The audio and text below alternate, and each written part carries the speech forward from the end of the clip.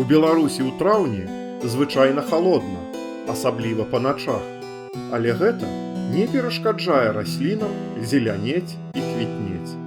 Увесну так прыемна бачыць вакол сябе свежую зеляніну і першыя кветкі. І не дзіўна, што наш сённяшні расповед прысвечаны батанічнаму мастацтву. Усё пачалося з даволі утылітарных рэчаў. У старажытнасці лекары выкарыстоўвалі расліны для лячэння хворых. Выявы лекавых раслінаў былі істотнай часткай старадаўніх медыцынскіх трактатаў. Бацькам батанічных ілюстрацыяў лічыцца старажытнагрэцкі лекар Кратэус, які жыў каля 100 года да нашай эры. Ён быў аўтарам траўніка, кнігі, у якой апісваліся расліны, спосабы прыгатавання лекаў з іх, а таксама магічныя ўласцівасці і паданні, звязаныя з імі. Траўнік Кратэуса да нашых дзён не захаваўся, але шмат якія тэксты і малюнкі з яго былі выкарыстаныя ў папулярным у сярэднявечнай Еўропе зборніку «De Materia Medica». Яго у першым стагоддзі нашай эры напісаў грэцкі доктар, фармаколаг і натураліст Педаній Дыяскурыт. А ў 12 стагоддзі італьянскі лекар Матэус Платеарый выкарыстоўваў «De Materia Medica» для стварэння свайго манускрыпта на лацінскай мове. Кніга простых лекаў. Траўнік Дыяскурыда у перакладзе на арабскую мову быў вядомы на сярэднявечным усходзе. Малюнкі лекавых раслінаў можна знайсці і ў старажытных кітайскіх кнігах. Дарэчы, аўтарства самай старажытнай з іх прыпісваецца міфічнаму герою Шэнь Нуну, апекуну земляробства і медыцыны. Распавядаюць, што ён каштаваў усе расліны і часцяком атручваўся, але выжываў дзякуючы нейкаму цудадзейнаму сродку. Захаваўся лацінскі пераклад ацтэкскага траўніка, кніжыца лекавых траваў індзейцаў з выявамі і апісаннямі лекавых раслінаў да Калумбавай Мексікі. Некаторыя з іх да гэтага часу выкарыстоўваюцца ў медыцыне. Аднак большасць раслінаў, апісаных у гэтым траўніку, сучаснай навуцы невядома. Некаторыя даследнікі бачаць падабенства паміж імі і раслінамі з манускрыпта Войніча, таямнічага рукапісу, напісанага на невядомай, дагэтуль не расшыфраванай мове. У эпоху вялікіх геаграфічных адкрыццяў еўрапейцы адкрылі для сябе мноства дзіўных раслінаў. Садоўніцтва і калекцыянаванне раслінаў стала прэстыжным заняткам як для арыстакратаў, так і для вучоных. З'явіліся першыя батанічныя сады, а таксама першыя ілюстраваныя батанічныя энцыклапедыі. Напрыклад, выявы жывых раслінаў, апублікаваная ў Страсбургу. Гэтая кніга стала знакавай у развіцці батанічнай ілюстрацыі. Мастак Ханс Вайдыц-малодшы маляваў расліны з натуры, каб зрабіць іх выявы максімальна рэалістычнымі.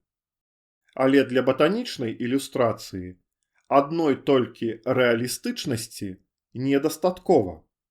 Кожная расліна мае свае унікальныя асаблівасці, такія як лісце, карані, кветкі, плады, насенне.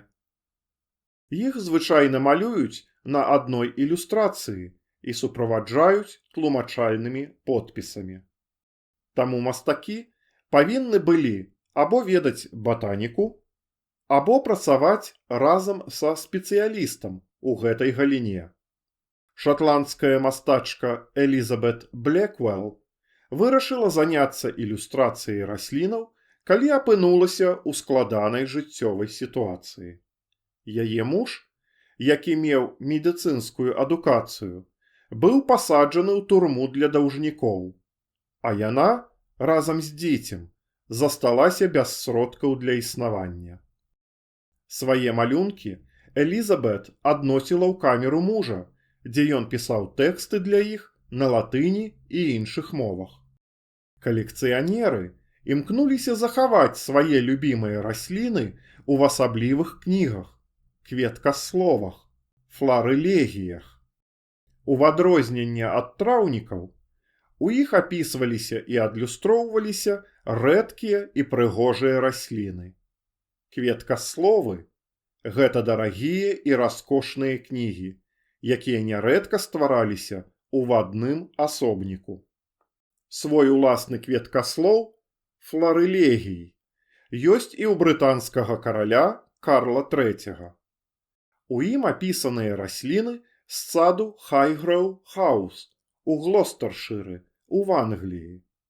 Гэтая двухтомная кніга батанічных ілюстрацыяў надрукаваная тыражом усяго 175 асобнікаў.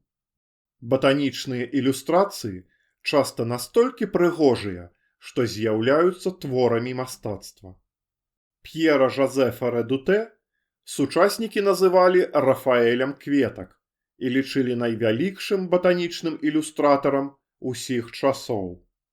Редуте быў афіцыйным прыдворным мастаком каралевы Марыі Антуанеты і працягваў маляваць у часе французскай рэвалюцыі, калі каралеву пакаралі смерцю. Редуте стварыў ілюстрацыі да двух выдатных выданняў – «Ліліі» у 8 тамах і «Ружы» у 3 тамах. Адзін з экзэмпляраў ліліяў, які належаў Жозефіне, жонцы Напалеона Банапарта, у 1985 годзе быў прададзены на аўкцыёне Сотбіс за $5,5 мільёнаў. У апошнія гады жыцця Редуте, працягваючы займацца жывапісам, дадаткова праводзіў заняткі па батанічным малюнку ў сваёй школе ў Парыжы. Многія мастакі былі навукоўцамі-натуралістамі і падарожнічалі па ўсім свеце, каб знаходзіць новыя віды раслінаў і маляваць іх. У 1699 годзе нямецкая мастачка і гравёр Марыя Сібіла Мэрыян прыехала ў Сурынам. Там яна правяла 2 гады, падарожнічаючы па краіне і малюючы мясцовыя расліны і жывёлаў. Адмысловую цікавасць у Мэрыян выклікалі кузуркі, стадыі развіцця якіх, ад кукалкі да матыля, можна бачыць на шмат якіх яе працах. Англійская падарожніца Марыяна Норт вядомая сваімі батанічнымі ілюстрацыямі, а таксама адкрыццямі новых відаў раслінаў, напрыклад такіх, як драпежная расліна з выспы Барнеа, названая ў яе гонар – Міс Нортс Pitcher Plant, Непентес нортыяна. У юнацтве яна вывучала батаніку і маляванне і шмат падарожнічала са сваімі бацькамі. Пасля смерці бацькоў Норт падарожнічала па ўсім свеце ў адзіночку, што было вельмі незвычайна для тагачаснай жанчыны. У сваёй біяграфіі яна пісала, што аддае перавагу кампаніі менш цывілізаваных і больш цікавых людзей.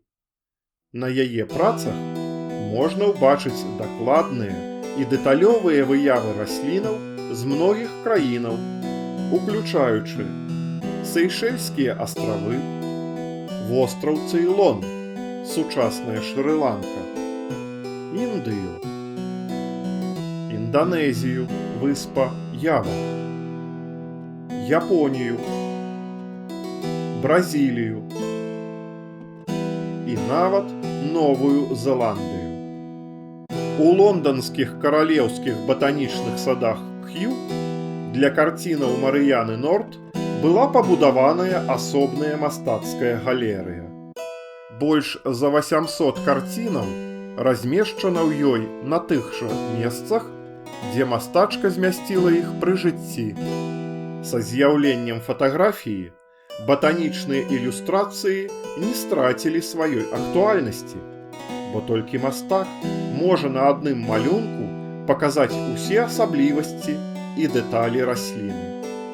А яшчэ яны такія прыгожыя, і іх сузіранне прыносіць эстэтычную асалоду.